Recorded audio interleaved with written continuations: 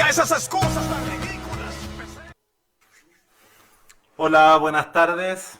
Sean todos bienvenidos una vez más aquí a la sintonía de Radio Rucalaf. Como cada martes, les enviamos un fuerte y ameno abrazo en el nombre de la radio, en el nombre del Señor, y damos gracias por la oportunidad que tenemos en este día y cada martes de traer una nueva enseñanza, un nuevo estudio basado en la palabra y conforme a lo que hemos venido haciendo la enseñanza anterior. Nos corresponde continuar con una serie de estudios que quiero traer a sus vidas para ampliar nuestro conocimiento acerca de las profecías.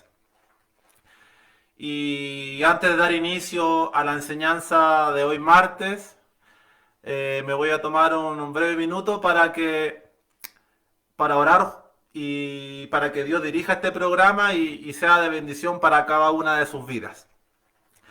Amado Dios y buen Padre Celestial, te doy gracias en esta tarde de día martes por la sintonía de aquellos hermanos que se conectan y se agregan al programa, Dios mío. Yo espero que las palabras que aquí sean entregadas den fruto en cada uno de sus corazones, que puedan ser meditadas en su intimidad y que a su debido tiempo, en más de alguna alma, Señor, se produzca esa conversión genuina, esa venida del Espíritu Santo y todo lo que tú deseas hacer conforme a lo que la Biblia nos enseña. Yo te doy gracias por la obra que tú has levantado aquí, por la labor de la radio, porque nos abre las puertas de una manera amena, gentil y cordial para compartir este mensaje, para compartir estos estudios, sin necesidad de buscar ningún lucro ni nada por el estilo, solamente con la iniciativa y el deseo que pones tú en nuestros corazones de llevar la verdad, llevar la vida, llevar luz a los corazones. Te agradezco por todo lo que tú desarrollas y que en esta hora no sea yo, sino tu espíritu el que pueda dirigir este tiempo y compartir este mensaje, esta exhortación para bendición de todo aquel oyente que en esta tarde o que los siguientes días tenga la ocasión de sintonizar la radio. Te doy muchas gracias en el precioso nombre de Cristo, nuestro Señor y Redentor. Amén. Bueno, mis queridos amigos y amigas que fielmente muchos de ustedes siguen el programa, en esta tarde les traigo una nueva enseñanza. He estado un poquito ajetreado estos días, cansado, no ha sido fácil una serie de cosas que he estado haciendo, pero a Dios gracias porque a pesar de todo podemos vencer y priorizar lo que a vida eterna permanece.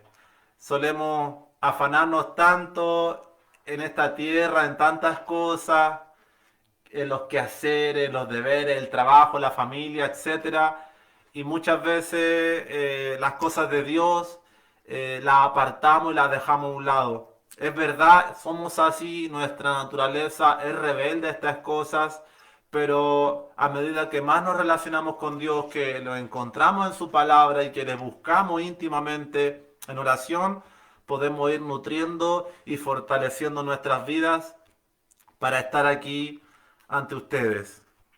El tema que hoy nos convoca en este segundo estudio es el eje central de la profecía. Y el título de ese eje central guarda relación con el retorno de Cristo. Porque así como en la enseñanza anterior dimos una serie de evidencias y de argumentos asociados a la primera venida del Hijo del Hombre, de Jesús a la tierra, donde se cumplían más de 300 profecías y se superaba con creces toda lógica y toda estadística matemática. Ahora, en ese segundo evento, en esa segunda venida de Cristo, también convergen una cantidad enorme de profecías, tanto del Antiguo Testamento como del Nuevo Testamento, y es importante que hablemos de esto y también es importante que se pueda hacer desde una perspectiva en la cual sea comprensible para todos, porque yo sé que más de alguno que nos sintoniza conoce los pasajes que mencionaremos, ha oído hablar de estos temas, pero también quizá hay muchos por allí que no están enterados del todo de qué se trata la segunda venida, el arrebatamiento y ciertos temas que la palabra nos enseña. Entonces, en esta tarde de día martes queremos poder traer a ustedes este mensaje con el deseo de los que ya manejan estos temas, quizás amplíen aún más su visión y su conocimiento de estas cosas. Siempre quizás hay algo más que añadir, y para aquellos que no poseen un conocimiento amplio de esto, hoy puedan comprenderlo mejor. Yo sé que hay mucha gente que desecha este tipo de cosas, pero nosotros cumplimos con advertir, con sembrar la semilla, y a Dios le corresponde finalizar la obra en cada uno de nosotros.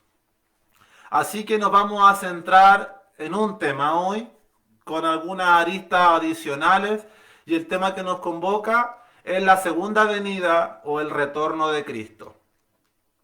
Y por mucho que yo le pueda exponer diversas profecías cumplidas, cumpliéndose o por cumplir, el anhelo de nuestro corazón al hablar de todas estas cosas es el cumplimiento de esta profecía. Lo que anhela nuestro corazón, lo que deseamos como creyentes, es que Cristo regrese.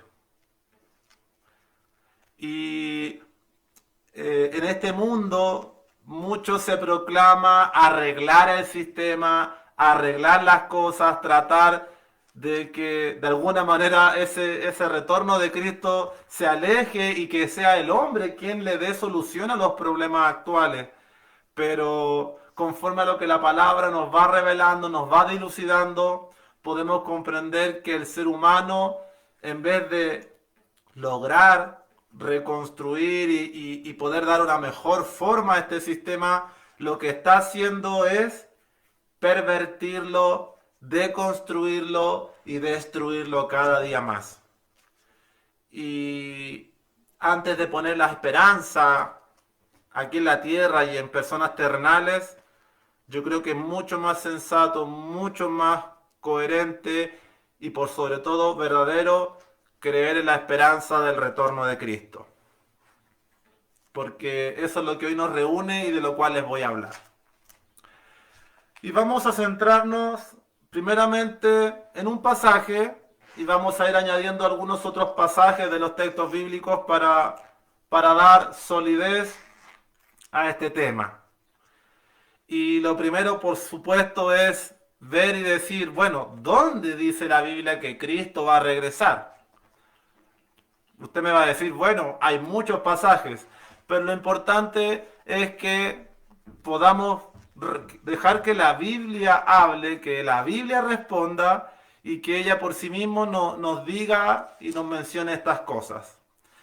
Y quiero partir hablando de un pasaje base y después de un segundo pasaje que van a dar solidez a la idea de que el retorno de Cristo no es una fábula, no es un mito, no es un cuento, sino que es una esperanza viva.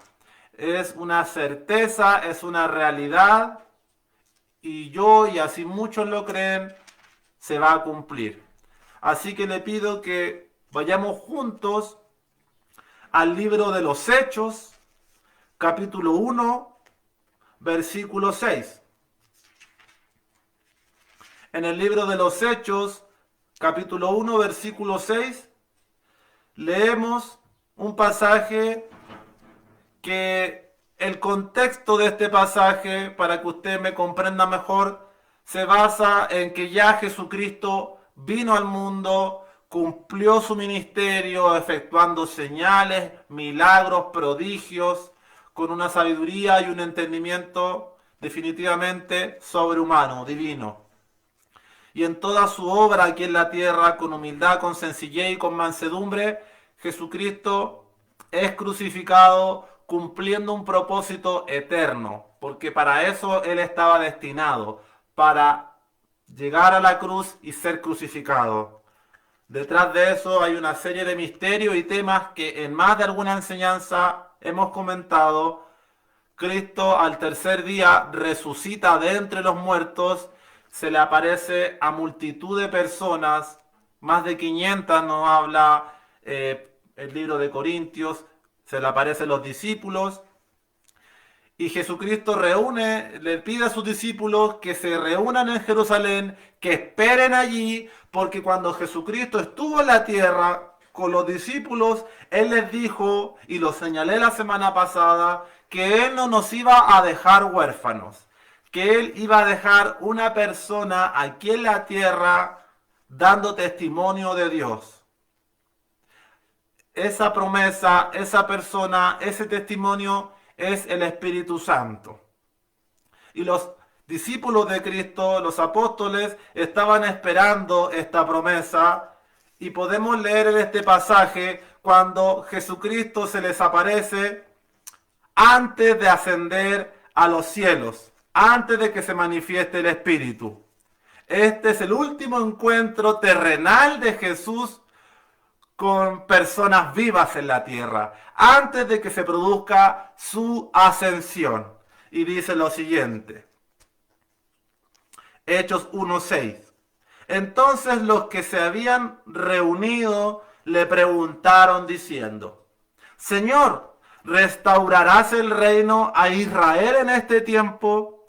Y les dijo, no os toca a vosotros saber los tiempos o las sazones que el Padre puso en su sola potestad, pero recibiréis poder cuando haya venido sobre vosotros el Espíritu Santo, y me seréis testigos en Jerusalén, en toda Judea, en Samaria y hasta lo último de la tierra.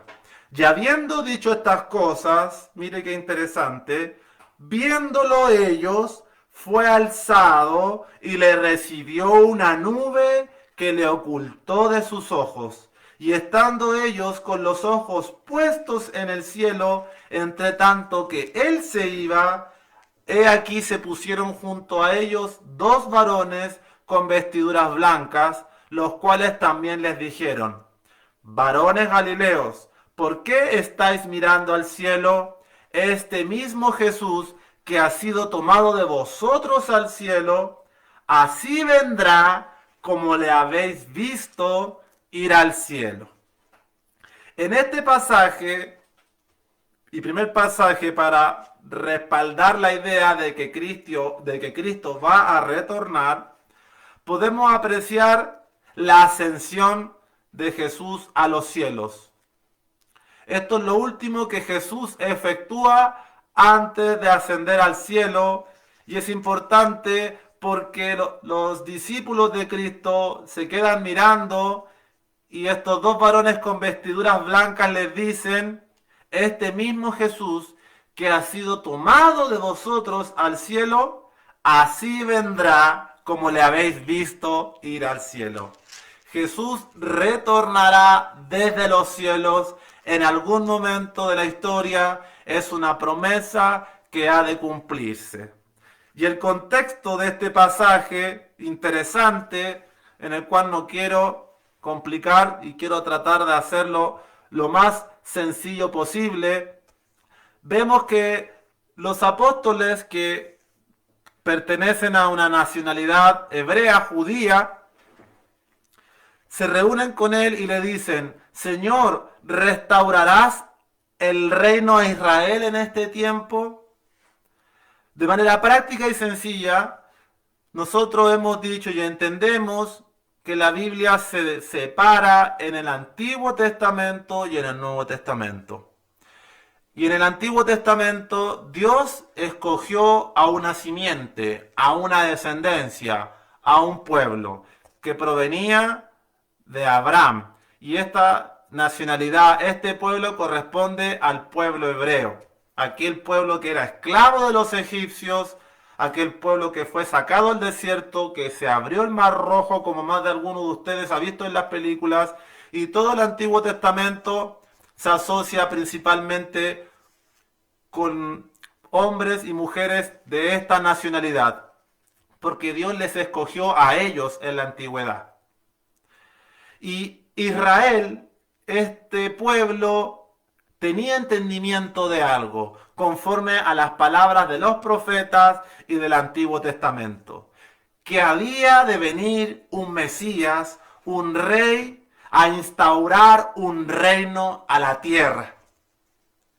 Y esto es curioso y es bueno que usted lo sepa, porque uno de los muchos motivos por los cuales se crucificó a Cristo, además de que los judíos religiosos le acusaban de blasfemo, de que tenía demonios, de que se hacía igual a Dios y muchas otras acusaciones contra Jesús, otra de las cosas que a ellos no les calzaba es que Israel esperaba un rey que viniera en gloria a liberarlos del yugo y el sometimiento del imperio romano y que les liberara y les trajera esa paz perdurable y ese reino.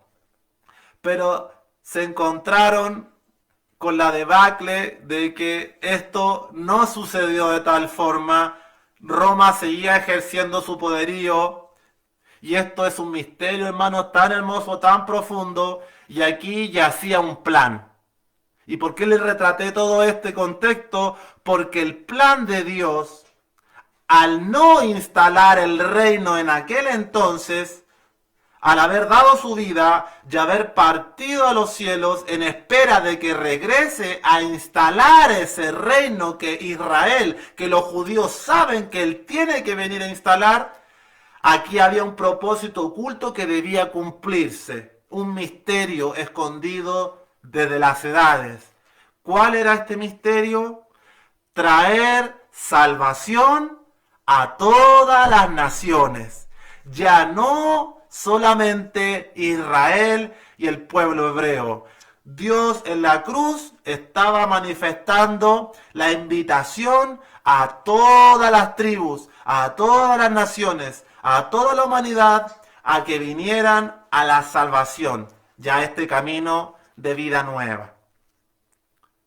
Y qué maravilloso, porque en ese plan hoy entran todas las naciones. Hoy acá nosotros en Chile, toda Sudamérica, Europa, África, Asia, universalmente el propósito es que el Evangelio de Jesucristo se expanda a todas las naciones.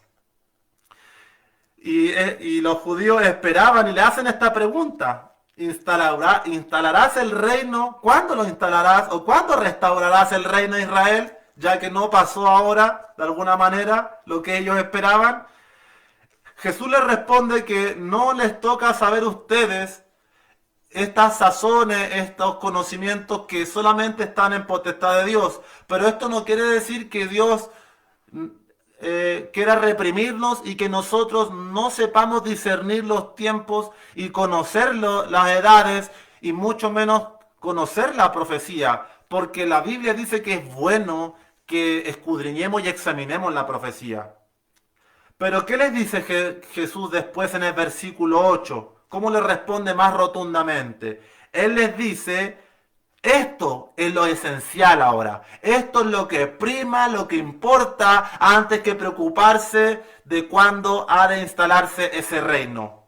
Lo que primero hay que hacer y procurar es recibir poder cuando haya venido sobre vosotros el Espíritu Santo, y me seréis testigos en Jerusalén, en Judea, en Samaria y hasta lo último de la tierra. Es decir, que la primera gran comisión y encargo que Jesús quiere que los primeros creyentes se dediquen es a expandir esta buena noticia a todas las naciones.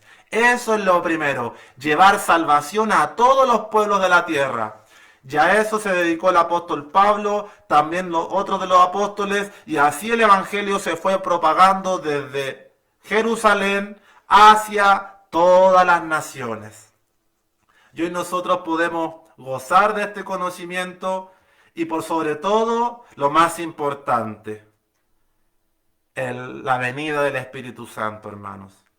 Porque le he hecho énfasis en que es esencial que nosotros anhelemos recibir el poder, la unción, la gracia, la dirección del Espíritu Santo, porque es la persona de Dios, el Espíritu Santo, dando testimonio aquí en la tierra junto a nosotros. Así que en este pasaje profético se nos deja ver que Cristo regresará, que Cristo volverá y que en esa segunda venida vendrá a instalar ese reino que en el tiempo antiguo Israel anhelaba, pero que ahora ese reino también va a ser instalado para todas las naciones, donde Jesús vendrá a gobernar la tierra con paz, con justicia, con equidad, conforme al anhelo de nuestra alma. Y esa promesa es la que todos esperamos también. A pesar de que muchos entendemos que ya estamos experimentando el reino, pues el Espíritu Santo primeramente nos da la capacidad de entrar al reino espiritual. Falta ahora que se instale el reino físico en la tierra, pero ya estamos gozando de las bendiciones del reino de los cielos en nuestras vidas. Así lo creo y así lo expresó Jesús también cuando habló con Nicodemo. Te es necesario nacer de nuevo para ver el reino de Dios. Ahora bien, avanzamos y ya vimos cómo se nos da certeza y seguridad de que este Jesucristo que ascendió a los cielos, que resucitó de los muertos, un hecho que ningún hombre humano ha podido lograr, solo Él ha vencido la muerte, volverá. Y busquemos un segundo pasaje que venga directamente de la boca de Jesús. Porque en este pasaje precioso se posaron dos varones con vestiduras blancas y ellos afirman que este Cristo regresará. Pero ahora veamos en la misma boca de Jesús que Él afirmó regresar. Y nos vamos a tomar de Lucas capítulo 21, versículo 25. Este discurso de Jesús, la Biblia lo titula Señales antes del fin, y usted lo puede leer desde las tres perspectivas de los que escribieron estos versículos: Marcos, Lucas y Mateo. Los tres evangelios, Lucas 21, Marcos 13 y Mateo 24, nos retratan este discurso de Jesús acerca de las señales antes del fin. Y en Lucas capítulo 21, versículo 25, Jesús habla y dice lo siguiente acerca de la venida y el regreso de Cristo. Dice así: entonces habrá señales en el sol, en la luna y en las estrellas, y en la tierra angustia de la gente, confundida a causa del bramido del mar y de las olas, desfalleciendo los hombres por el temor y la expectación de las cosas que sobrevendrán en la tierra, porque las potencias de los cielos serán conmovidas. Entonces verán al Hijo del Hombre que vendrá en una nube con poder y gran gloria.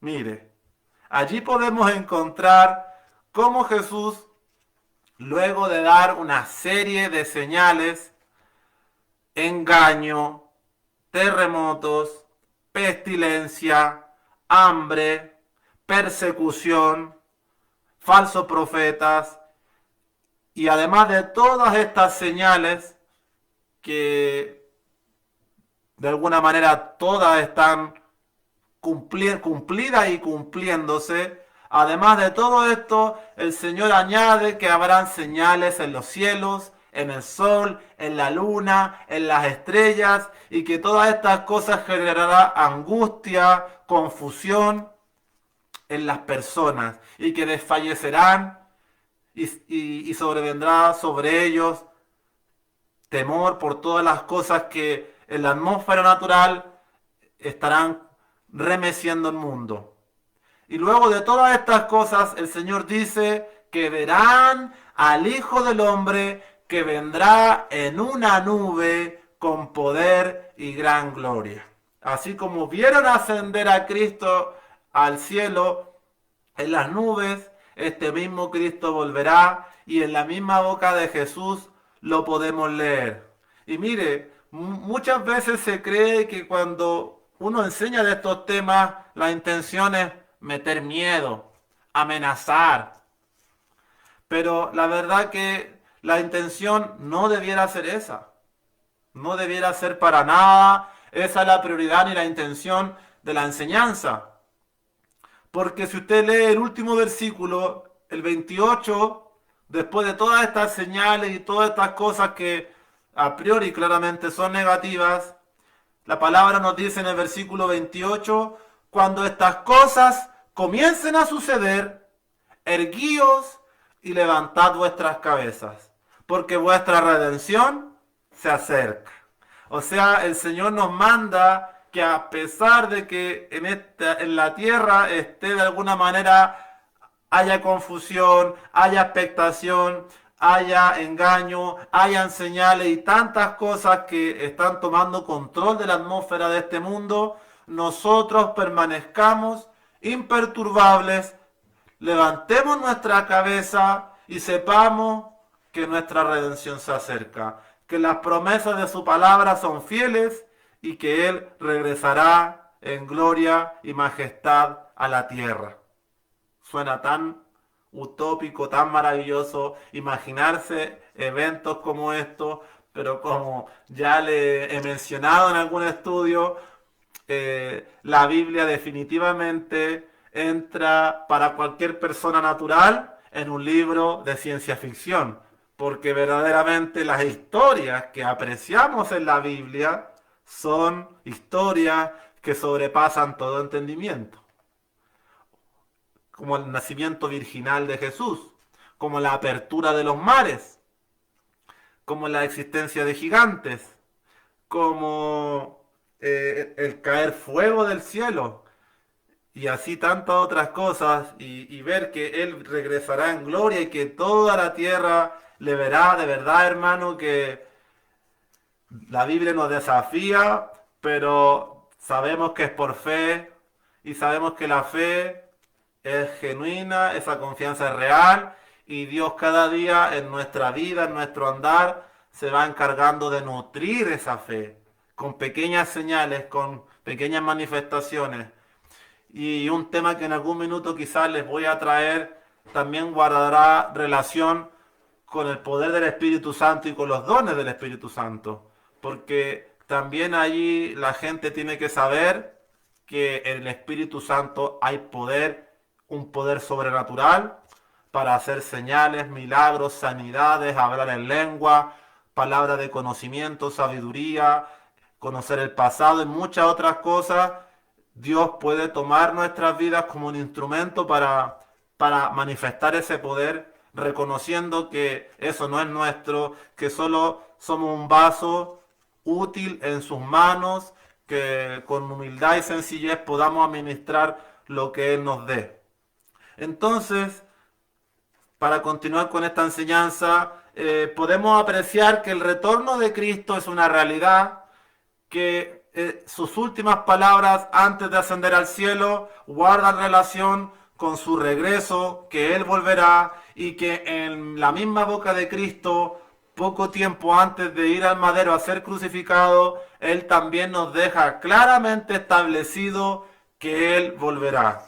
Y las promesas de Dios no son de hombres, sino que son promesas fieles y verdaderas, que han de tener cumplimiento. Y damos gracias al Señor por eso. Con estas y muchas otras evidencias, tenemos certeza de que Él volverá para instalar ese anhelado reino terrenal. Y como les dije antes, del espiritual ya estamos gozando, ya tenemos su Espíritu dándonos testimonio, ayudándonos, dirigiéndonos, consolándonos, enseñándonos, pero estamos en espera de que se manifieste lo que hemos de ser. Y antes de entrar en lo fuerte de este estudio, quiero hacer también una pequeña pausa y responder también quizá una inquietud que de alguna manera guarda relación con el estudio y que veo necesario añadir. Alguno puede decir, ¿qué necesidad hay de un reino dirigido por Cristo? ¿Por qué tendríamos que aceptar esto? ¿Por qué la humanidad necesita esto? ¿Qué hay de especial? Y ciertamente es una pregunta muy profunda para aquellos que quizás son más duros, que les cuesta creer, que cuestionan mucho. Yo creo que no es malo cuestionar, pero siempre que sea con humildad, con sensatez, con madurez y no con ánimo de ganar una conversación. Pero si les puedo dar una respuesta sencilla y clara de por qué necesitamos ese reino, de por qué necesitamos que Cristo regrese y venga a la tierra, un pasaje que se me ocurre rápidamente fue Santiago 4:1, que señala lo siguiente. Dice, ¿de dónde vienen las guerras y los pleitos entre nosotros? ¿No es de vuestras pasiones las cuales combaten en vuestros miembros? Después añade, codiciáis y no tenéis, matáis y ardéis de envidia y no podéis alcanzar, combatís y lucháis, y etcétera, etcétera. Vemos en este pasaje que nos habla de una raíz de un problema que presenta el ser humano, una contienda constante que genera que en este mundo no se pueda provocar lo que la mayoría anhela: paz, estabilidad, seguridad y justicia. Cada vez la justicia, la seguridad y la paz menguan, huyen y son escasas en esta tierra. Y la Biblia tiene respuestas. Dice que las pasiones y todas estas contiendas y guerras vienen de nuestros deseos, de nuestras pasiones. Hay una lucha interna en nuestro ser, una lucha mental. Porque no somos robots y estamos en un mundo en el cual debemos tomar decisiones. Debemos decidir en base a nuestros deseos. Imagínense, el viejo hombre es solo carne, dado a los malos deseos, y el que ha renacido del Espíritu, el que le ha hecho la invitación a ese Espíritu Santo y ha venido a morar a él, se desarrolla una lucha interna entre la carne y el espíritu de forma constante, donde esta naturaleza terrenal, guiada a este mundo, a los afanes, a la envidia, a los pleitos, a los celos y a todo lo de la carne, de constante nos está pidiendo satisfacer esos deseos. Pero damos gracias a Dios que Él ha dejado el Espíritu Santo con poder para que ese Espíritu Santo aplaste la carne, gobierne los deseos y podamos caminar de continuo hacia los buenos deseos, con el temor de Dios por delante y evadiendo el pecado, porque los deseos están de constante.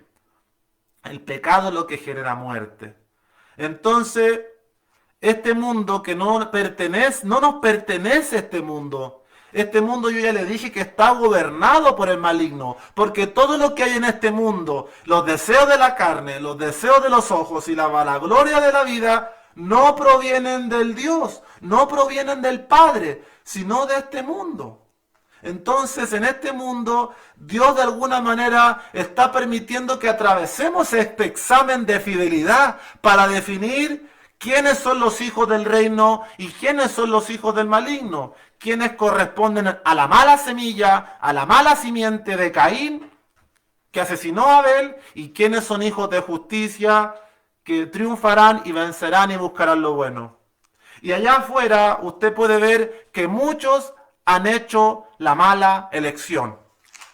Seguir los deseos de la carne, los malos deseos, arruinar la vida de los demás, y por sobre todo, más aún, los que están sentados en puestos de poder en un mundo que está bajo el maligno, cada día que provocan pleitos, guerras, contiendas, luchas monetarias, invasiones territoriales, y constantemente vemos esta atmósfera caótica. Es necesario que Cristo instale su reino. El ser humano no va a poder gobernarse a sí mismo hacia sí mismo mientras esté en este cuerpo sujeto a una serie de pasiones y deseos que imprimen este mundo. Así que, hermanos, en conclusión, ¿hay necesidad de un reino? Sí, la hay. El hombre no podrá gobernar este mundo en equidad, justicia y igualdad jamás. Y además a algunos les duele que se les diga esto, pero es una realidad. Y es necesario que este cuerpo de pecado sea redimido a uno en perfecto estado de incorruptibilidad. Y por sobre todo, lo más hermoso, inmortal. Es necesario que el Señor regenere este cuerpo al nuevo cuerpo, a la nueva simiente. Y esto se lo menciono porque va a entrar en lo siguiente que voy a hablar y guarda algo de relación. Así que tenemos necesidad de un reino con toda seguridad. Yo creo que sí. ¿Y qué hay de especial en ese reino? ¿Por qué lo anhelamos tanto los que estamos aquí desde la 107.7, desde Cerrillo, a las comunidades vecinas y a todos los que nos puedan escuchar? ¿Por qué lo anhelamos tanto? Porque hemos leído en las páginas de la Biblia lo que ese reino significa. El regreso de Cristo, ese reinado, es el gozo completo de cualquier persona sensata e inteligente. Así lo expresa la palabra, es maravilloso y queremos que el Señor redima este mundo que está impregnado de maldad, y no solo el ser humano, sino también todo lo que rodea este mundo. La misma naturaleza, el sufrimiento, la muerte y cuántas cosas que están aconteciendo en este mismo minuto, hermanos. Pero hay respuesta para todas estas interrogantes. Hay que tomar los exámenes, los ramos, paso a paso, año a año, como una universidad espiritual, ir creciendo y uno va cada día ampliando y entendiendo más cosas.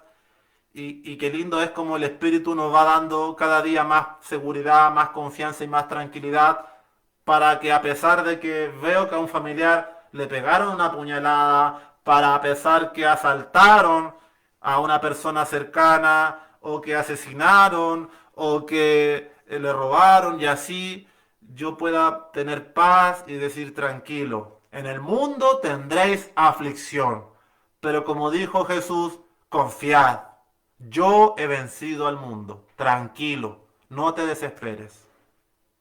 Así que hagamos una distinción importante en este punto, acerca del retorno de Cristo a la tierra. Y aquí debemos separar el contenido expuesto y lo vamos a separar en dos temas. Por una parte, tenemos la segunda venida de Cristo, que es una certeza, una seguridad y una garantía en la palabra. Pero además de la segunda venida de Cristo, tenemos un evento que se denomina el arrebatamiento.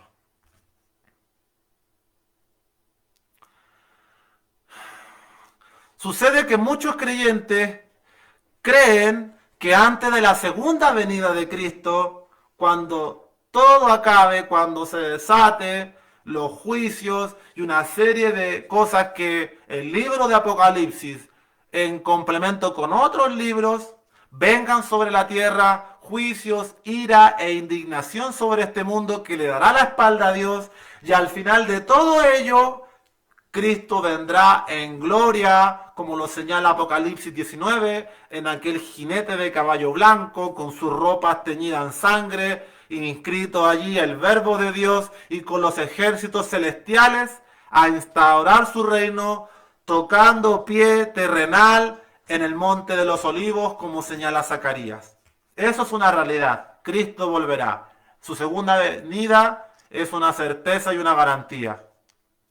Pero sucede que antes de la segunda venida de Cristo, creemos, y yo personalmente lo creo, sé que aquí en la radio también mi hermano y muchos otros lo creen, Cristo vendrá a rescatar a un remanente, a un enorme grupo de personas para librarles previamente de ese caótico tiempo profético que vendrá, donde Satanás, el anticristo, el falso profeta, la marca de la bestia, el nuevo orden mundial y todos los poderes globales se confabulen para levantar esa nueva torre de Babel, esa nueva torre globalista. El atentado final del hombre contra Dios será consumado durante los tiempos finales que creo fielmente en mi corazón que se avecinan a pasos de gigante. Pero muchos de nosotros creemos que antes de que esto acontezca, Dios ha prometido arrebatar a su pueblo, trasladarlo a los cielos para librarle de la ira que ha de venir sobre este mundo. Se podría de alguna manera entender como una venida intermedia, pero donde Cristo no tocará físicamente los pies, sino que se manifestará en los cielos para llevar a su pueblo, y allí se desatará toda una serie de profecías que la Biblia nos enseña. De esto espero poder hablarle un poco más a medida que vayamos desarrollando programas cada martes, y que cada uno de los que quizás no tienen conocimiento de esto puedan tener una mejor comprensión, puedan ampliar su visión de las cosas, y ciertamente en el pueblo creyente aquí se genera más de un debate. Lo cierto, ya habiendo sostenido los pasajes que nos retratan que Cristo prometió volver, hablemos también de pasajes que nos hablen del arrebatamiento. ¿Dónde nosotros en la Biblia podemos sostener esta idea de que hay un grupo de personas que solo Dios conoce cuántos son, innumerables, serán trasladados a los cielos para recibir al Señor en el aire y estar siempre con Él? El primer pasaje que vamos a examinar es 1 Corintios capítulo 15, versículo 50, y en este pasaje de Corintios, capítulo 15, versículo 50, se nos dice lo siguiente: pero esto digo, hermanos, que la carne y la sangre no pueden heredar el reino de Dios, ni la corrupción hereda la incorrupción. He aquí, os digo un misterio, no todos dormiremos, pero todos seremos transformados. En un momento, en un abrir y cerrar de ojos, a la final trompeta, porque se tocará la trompeta y los muertos serán resucitados incorruptibles y nosotros seremos transformados. Porque es necesario que esto corruptible se vista de incorrupción y esto mortal se vista de inmortalidad.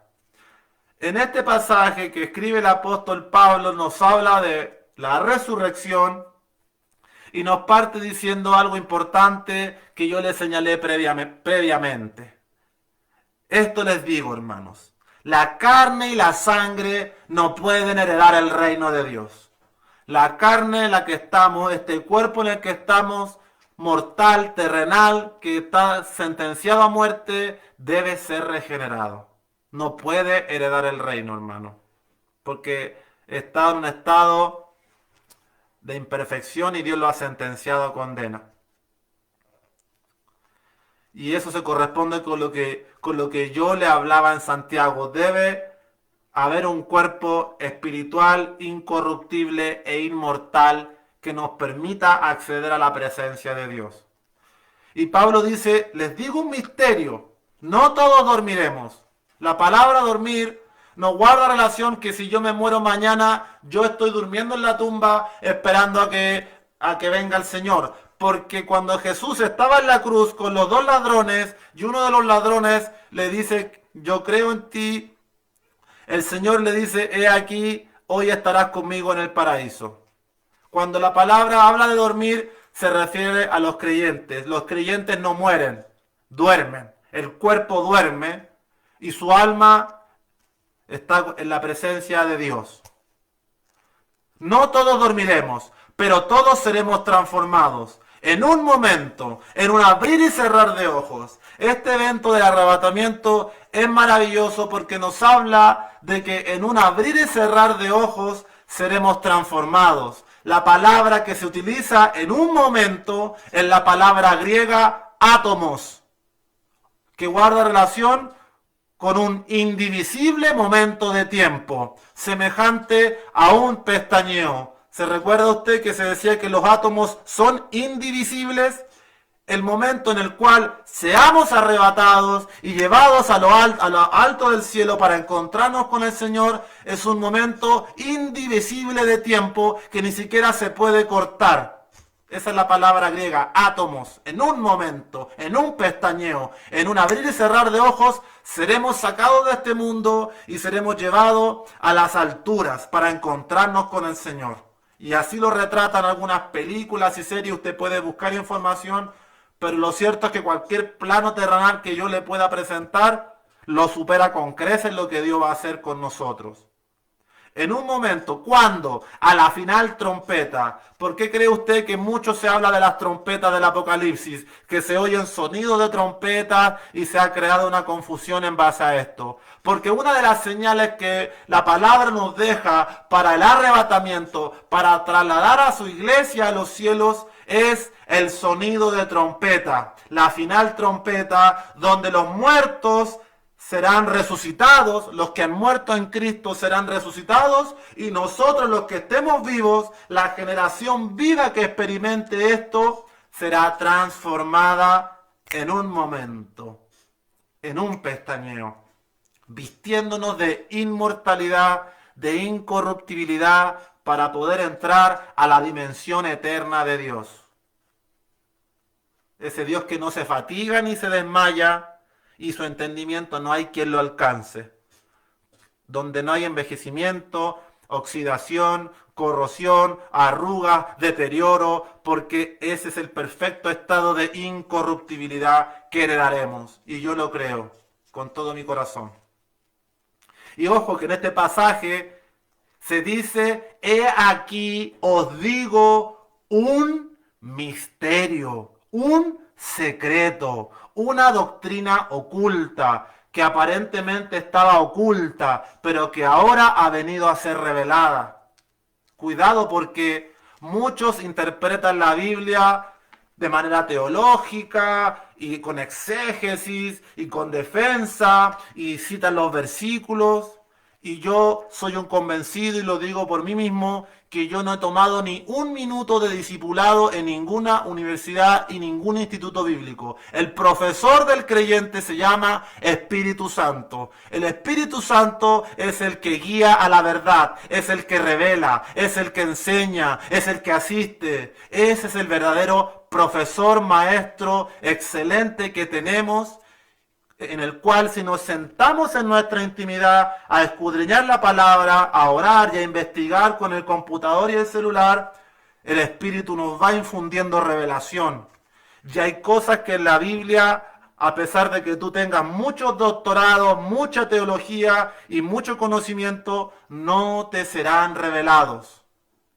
Porque esto Dios lo ha preparado para los que le aman, para los que son llenos de su Espíritu.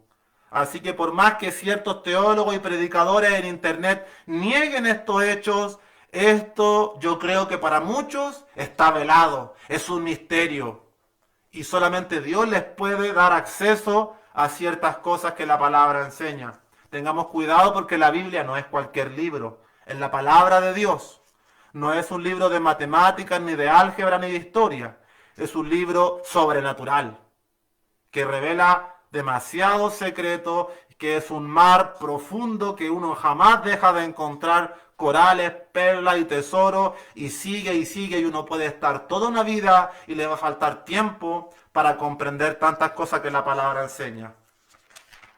Y para ir terminando el estudio, afirmando que Cristo volverá, que su segunda venida es un hecho al final de un tiempo caótico de juicio terrible, creemos, hermanos, aquí que el Señor arrebatará a su pueblo pronto. Y yo soy un convencido de que Mi generación será testigo de este evento. Yo no voy a dar día, fecha ni hora como lo hacen muchos mentirosos, pero yo en mi espíritu creo que las señales son muchas y están todas presentadas para que el Señor arrebate a su pueblo y se dé paso al cumplimiento de las profecías.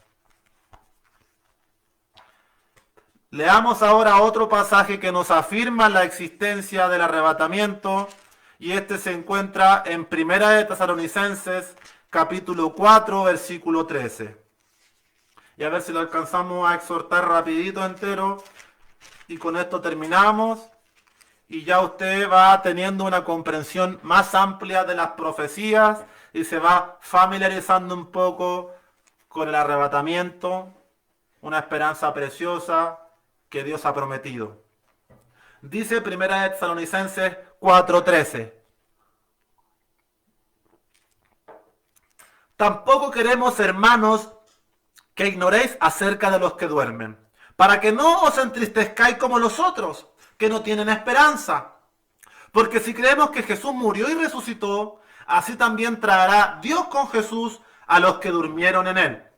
Por lo cual os decimos esto en palabra del Señor, que nosotros que vivimos, que habremos quedado hasta la venida del Señor, no precederemos a los que durmieron, porque el Señor mismo, con voz de mando, con voz de arcángel y con trompeta de Dios, descenderá del cielo, y los muertos en Cristo resucitarán primero. Luego nosotros, los que vivimos, los que hayamos quedado, seremos arrebatados juntamente con ellos en las nubes para recibir al Señor en el aire, y así estaremos siempre con el Señor. Por tanto, alentaos los unos a los otros con estas palabras. Este pasaje es precioso. Primeramente nos plantea una esperanza. No te entristezcas, porque tus hermanos en la fe, los que han muerto en Cristo, resucitarán. Te reencontrarás con ellos. No quiero que ignoréis esto, para que no te entristezcas como los demás, como los otros que no tienen esperanza, porque así como Jesús resucitó, así Jesús traerá y resucitará a todos los que durmieron en él. Por eso es importante que prediquemos el evangelio, que sembremos la semilla y que nos aseguremos que cada persona parta con el conocimiento y con un corazón arrepentido para que nos reencontremos en el arrebatamiento, en la venida de Cristo. Porque si creemos que Jesús murió y resucitó, así también los muertos resucitarán, los que han dormido en Cristo. Y mire qué interesante, me gusta esto porque dice, por lo cual os decimos esto en palabra del Señor. Es como un énfasis adicional que el apóstol Pablo hace, porque sabemos que la Biblia es palabra del Señor. ¿Para qué dice que esto es palabra del Señor? Si sé que es palabra del Señor. Porque aquí Pablo hace énfasis. Ojo, oreja, atención. Ojo. Que nosotros que vivimos, que habremos quedado. Hay una generación que no experimentará muerte, hermano. Hay una generación que será testigo del arrebatamiento, que habrán quedado hasta la venida del Señor. Y esto no es ilógico, porque en el Antiguo Testamento Enoc fue traspuesto vivo y Elías fue arrebatado en carros de fuego. El Antiguo Testamento nos da testimonio de personas vivas arrebatadas al cielo. Y yo creo que esta generación, espero con todo mi corazón, conforme a tantas señales, seamos la generación testigo de estas cosas. Y Pablo dice que nosotros que vivimos, que habremos quedado hasta la venida del Señor. ¿Se habrá equivocado Pablo, que hace casi 2000 años puso que nosotros que vivimos? ¿Él esperaba ver esto? Pablo aquí habla en primera persona para hacer referencia a todos los creyentes de todas las generaciones, a quien quiera que en el tiempo de la venida de Cristo esté en espera de estas cosas. ¿Seremos nosotros? Gloria a Dios, yo espero que sí seamos nosotros, y le pido que esté muy atento a esta década 2020-2030, porque es una década donde este mundo, hermano, busca instalar una agenda 2030 promovida por Naciones Unidas, por el Foro Económico Mundial, por poderes internacionales, y van a ir con todo a tratar de implantar sus ideologías, sus pensamientos, el transhumanismo, tratar de robotizar al ser humano y cuantas otras cosas más para violar nuestro templo, donde mora la presencia de Dios. Así que tengamos cuidado y mucho ojo en esta década, porque la pandemia, y disculpe si me refiero así, la pandemia, en algún minuto todo esto va a quedar chico con lo que va a venir. Yo no quiero hacer elogio de cosas negativas, hermano, pero es lo que Dios pone en mi corazón, y el día de mañana el Señor nos dará las respuestas. Pero a pesar de todas estas cosas, no temamos, porque como dice la Escritura, el Señor mismo, con voz de mando, con voz de arcángel, con trompeta, con chofar, con bocina de Dios, descenderá del cielo, y los muertos en Cristo resucitarán, saldrán de sus tumbas, y nosotros, los que estemos vivos, los que hayamos quedado, seremos arrebatados al paso, tomados por la fuerza, esa palabra en el griego, tomados por la fuerza en un instante, para recibir todos juntos en esa reunión al Señor en el aire, y así estar siempre con Él. Por tanto, alentaos a unos a otros con estas palabras. ¿Qué aliento le podría dar yo a usted si sé que viene la marca de la bestia, la persecución, muerte, ira, copas de ira, trompeta y juicio? ¿Cómo yo podría alentarle con semejantes cosas tan horribles? Porque creemos que Dios tendrá misericordia de un remanente y lo trasladará a los cielos antes de que sea vaciada su indignación sobre esta tierra, que le ha dado vuelta la espalda a Dios. Porque no sería necesario que el Señor viniera si la humanidad no le diera vuelta la espalda. Pero la humanidad cada día le da la vuelta a la espalda a Dios, le rechaza, y por medio de diversos engaños, la perversión, la inmoralidad, cada día vemos cosas más terribles. Me despido en esta tarde dándole gracias por la sintonía. Oramos por la nación de Turquía y de Siria, que fueron afectadas por una diversidad de sismos, donde creo que ya van más de 6.000 muertos. Oramos por la familia de la sexta, séptima, octava, novena región del país, que están siendo fuertemente golpeadas por incendios. Y así, hermanos, tantas cosas que sumergen esta tierra. Debemos clamar, debemos orar, debemos interceder, y estaremos orando por estas cosas y pidiendo al Señor misericordia para que más almas vengan a la verdad, y confiamos en que un día sonará la trompeta con voz de mando, con voz de arcángel, y nos encontraremos con el Señor para recibirle y estar con Él por siempre. Un abrazo, que el Señor les bendiga, muchas gracias por la sintonía. Nos encontramos el próximo martes, Dios mediante. Tu vida anunciando tu